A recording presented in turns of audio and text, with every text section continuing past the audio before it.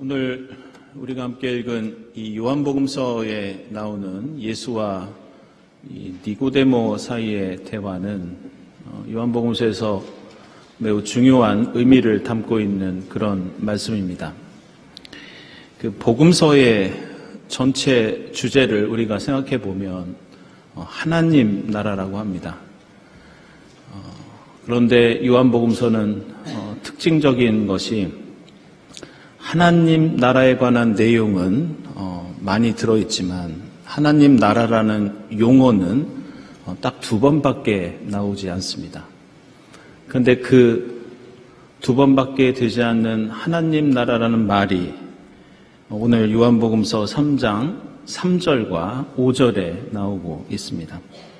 따라서 오늘 요한복음서 말씀의 주제는 한마디로 어떤 사람이 예수와 함께 이 땅에서 하나님 나라를 이룰 수 있는가? 어떤 사람이 나중에 그 나라에 들어갈 수 있는가? 바로 하나님 나라가 오늘 이 이야기의 주제와 핵심이라고 할 수 있습니다. 그런데 오늘 말씀은 예수께서 니고데모라고 하는 한 개인과 나눈 대화처럼 보이지만 사실은 당시의 유대교 신앙 전체에 대한 비판적인 성격을 갖고 있습니다. 결론부터 말씀드리면 너희 바리새인과 율법학자와 제사장들은 하나님 나라를 볼 가능성이 정말 적다. 유대교 신앙으로는 하나님 나라를 이루기가 정말 쉽지 않다. 이런 의미가 담겨 있습니다. 이 니고데모라는 사람은 오늘 1절과 2절에 나오는 것처럼 바리새인이었고 지도자였고 특별히 그는 당시에 정치, 종교, 사법의 기능을 수행하던 이 산헤드린의 의원이었습니다. 예수께서는 이 니고데모를 향해서 누구든지 다시 나지 않으면 하나님 나라를 볼 수 없다고 말씀하십니다. 그러자 니고데모는 제가 나이가 들어서 늙었는데 어떻게 어머니 뱃속에 들어갔다가 다시 나올 수 있겠습니까? 물어봅니다. 그때 예수께서는 다시 설명을 해주시는데 그 뜻이 물과 성령으로 나지 않으면 하나님 나라에 들어갈 수 없다. 이렇게 다시 말씀해 주십니다. 오늘 요한복음서 3장의 이 대화는 요한복음서에 나오는 다른 어떤 이야기와 긴밀하게 연결되어 있는데 그것은 바로 오늘 3장 앞에 나오는 2장의 가나의 혼인잔치 이야기와 연결되어 있습니다. 가나의 혼인잔치 이야기는 단순히 예수께서 물로 포도주를 만드신 기적사건만이 아니었습니다. 물로 포도주를 만드신 그 기적은 지금 이 니고데모와의 대화처럼 사실은 당시의 유대교 신앙에 대한 비판적인 성격을 갖고 있었습니다. 그래서 요한복음서 2장 6절을 보면 그 잔치 자리에 유대교를 상징하는 유대교의 정결 예식에 사용하는 돌 항아리가 6이 있었다. 이렇게 나옵니다. 이 물 항아리가 6이 있었다는 것은 당시에 6이라는 숫자가 완전 숫자 7에서 1을 뺀 것이기 때문에 불완전한 어떤 것, 제대로 되지 않는 어떤 것을 가리키는 상징이었습니다. 따라서 유대교는 불완전하다. 너희는 제대로 기능하고 있지 못하다. 이런 뜻이었습니다. 물로 포도주를 만드신 이 혼인잔치는 하나님을 믿으면서도 맛도 없고 능력도 없고 어떤 기쁨도 없고 기적과 그리고 사람들에게 행복을 주지 못하는 당시 유대교 신앙과 지도자들을 비판하는 그런 이야기입니다. 그리고 오늘 2장에 이어서 3장에서 다시 한번 유대교의 지도자이자 바리새인이었던 니고데모와의 대화를 통해서 예수께서는 당시 유대교 신앙의 문제점들을 지적하십니다. 그런데 오늘 말씀을 보면 이 대화가 무엇인가 이해하기 쉽지 않고 어려운 표현들로 이루어져 있다는 것을 발견할 수 있습니다. 그것은 예수께서 하나님 나라를 볼 수 없고 그 나라에 들어갈 수 없다고 하실 때 하나님 나라의 조건으로 제시하시는 다시 나지 않으면 안 된다는 3절 말씀. 사실 이것은 조금은 어려운 표현입니다. 게다가 이것을 다시 설명해 주시는 5절에 물과 성령으로 나지 않으면 안 된다. 이 말씀은 무슨 뜻인가? 이 대화를 제대로 이해하기 위해서는 사실 3절의 이 내용들을 다시 번역하고 다시 해석해야 합니다. 여기서 다시 난다는 말은 헬라어로 아노센이라고 하는데 이것은 단순히 다시라는 뜻이 아니라 사실은 위로부터 이런 의미입니다. 그래서 우리가 가진 성경을 보면 다시 나지 않으면 이 부분에 각주가 붙어 있는데 이렇게 나옵니다. 위로부터 나지 않으면. 결국 지금 예수께서는 이 대화에서 강조하시는 것이 우리 그리스도인은 위로부터, 즉 하늘로부터 난 사람들이다. 이것을 강조하고 계십니다. 다시 말하면 물과 성령으로 난 사람들, 물과 성령에 의해서 살아가는 사람들, 하늘로부터 내려오는 하나님의 능력과 힘과 은혜에 따라서 사는 사람들. 그래서 예수께서는 2장 혼인잔치에서 정결 예식을 위해서 항아리에 담겨있던 그 의미 없는 물과 다시 오늘 성령의 역사를 상징하는 오늘 3장의 물, 이 두 가지 물을 대비해서 보여주고 계십니다. 이처럼 당시 유대교는 위가 아니라 하늘이 아니라 땅에 있는 것들에 너무나도 큰 관심을 두고 살았습니다. 더 구체적으로 유대교 지도자들은 돈, 명예, 권력과 제도와 전통에만 관심을 두고 있던 사람들이었습니다. 그런 의미에서 오늘 우리가 함께 읽은 이 창세기 12장 말씀은 한마디로 땅에 있는 것들을 버리고 하늘을 바라보며 살라는 아브라함을 향한 하나님의 명령이었습니다.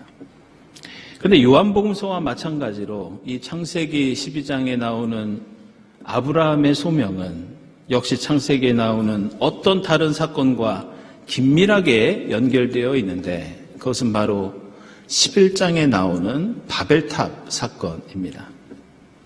하나님께서 마치 예수 시대의 유대인들이 집착하던 땅의 것들을 떠나라고 하시는 것처럼 아브라함을 향해서 내가 살고 있는 땅과 내가 난 곳과 아버지의 집을 떠나서 하나님께서 보여주시는 곳으로 하나님의 은혜를 입으며 하나님과 동행하며 살아가라고 말씀하십니다. 근데 아브라함이 살던 그 땅이 어디였느냐? 바로 바벨탑을 건설하던 땅이었습니다. 따라서 지금 하나님께서는 아브라함을 향해서 이렇게 명령하십니다.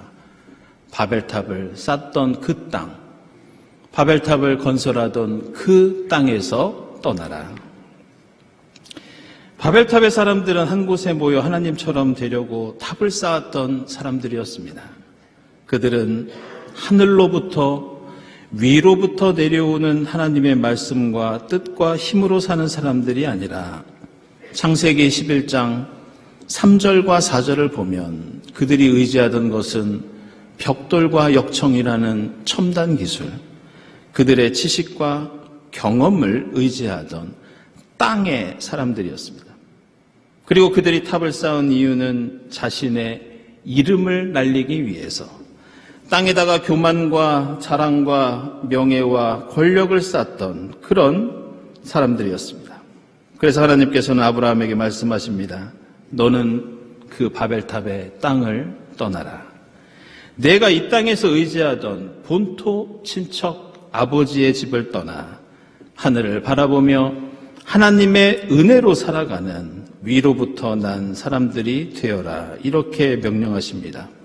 그래서 오늘 창세기 12장 이후에 아브라함의 이야기들을 낱낱이 살펴보면 바벨탑을 쌓던 사람들은 자신의 이름을 날리기 위해서 살지만 아브라함의 삶과 신앙에 한 가지 특징이 있었는데 아브라함은 내 이름이 아니라 하나님의 이름을 부르며 예배하는 삶을 삽니다. 창세기 11장의 인간은 스스로 하늘로 올라가기 위해서 거대한 탑을 쌓지만 아브라함은 하나님을 자신의 삶에 모시기 위해서 가는 곳마다 돌 몇 개로 바벨탑이 아니라 작은 돌단을 쌓고 그곳에서 하나님을 예배합니다. 이처럼 아브라함은 그동안 자신이 의지하던 화려한 첨단의 도시, 자신의 삶을 윤택하게 하던 이 땅의 모든 터전과 보호망을 던져버리고 하나님만을 의지하며 하나님과 함께 떠납니다. 그리고 이것이 오늘 요한복음서에서 예수께서 말씀하시는 위로부터 난 사람들의 믿음, 이것이라고 할 수 있습니다. 우리 한국 교회의 그 현대사를 생각할 때 한국 교회는 20여 년 전인 그 2000년대에 들어서면서 새로운 역사적인 이 변곡점을 맞이했다고 보통 그런 평가를 받습니다. 안타깝게도 그 변화는 긍정적인 것보다는 부정적인 것들이 더 크고 그 후로도 지금까지 한국교회는 그 어두운 그늘 속에서 제대로 벗어나지 못하고 있습니다. 당시 한국교회의 상황을 보여주는 대표적인 장면이 아이러니컬하게도 우리나라를 대표하는 두 명의 영화 감독이 제작한 두 영화 작품들 속에 등장합니다. 하나는 2005년도에 박찬욱 감독이 제작한 이 친절한 금자씨라는 영화가 있습니다. 그리고 다른 하나는 그 비슷한 때인 2007년 이창동 감독이 제작한 밀양이라는 영화가 역시 있었습니다. 아마 여러분들께서도 이 영화에 대해서 들어보시거나 직접 보신 분들도 많이 계실 줄 압니다. 2005년 친절한 금자씨에서는 이런 장면이 나옵니다. 여자 주인공이 잘못을 저지르고 감옥에 들어갔다가 이제 출소를 하는데 잘 아는 교회의 전도사가 이제는 죄 짓지 말고 착하게 살라고 두부 한 모를 들고 찾아갑니다. 그때 여자 주인공은 이 두부를 먹지 않고 바닥에 내던지면서 우리나라 영화사에 길이 남는 명대사를 하나 던집니다. 그것은 바로 너나 잘하세요. 2007년 밀양이라는 영화에서는 여자 주인공이 역시 목사가 말씀을 선포하는 교회 부흥회에서 몰래 음악을 하나 틉니다. 그 노래를 하나 트는데 그 노래가 바로 무엇이었냐? 가수 김추자가 불렀던 거짓말이야라는 노래였습니다. 이제 더 이상 교회가 진리라고 아무리 말을 해도 거짓말이라고 조롱하는 사람들, 교회가 착하고 바르게 살아야 한다고 세상을 향해서 외쳐도 너희 예수 믿는 사람부터 좀 제대로 살아보라고 하는 비아냥거림. 저는 당시에 이 영화를 극장에서 보면서 얼마나 부끄럽고 얼굴이 화끈거렸는지 모릅니다. 그때 당시 한국교회 상황을 보면 교회가 그러한 비판을 받는 데는 충분한 이유가 있었습니다. 2000년대에 들어서자마자 한국을 대표하는 교회들마다 자식들에게 교회를 세습하고 목회자의 비리나 여러 가지 스캔들이 넘쳐나고 학력 위조와 여러 추문들이 계속해서 터져나오고 있었습니다. 당시에 저는 어느 목회연구원에서 사역을 하고 있었는데 여러 경로를 통해서 한국교회에 대한 뼈아픈 얘기들을 듣다가 지금도 기억에 남는 인상적인 지적이 있습니다.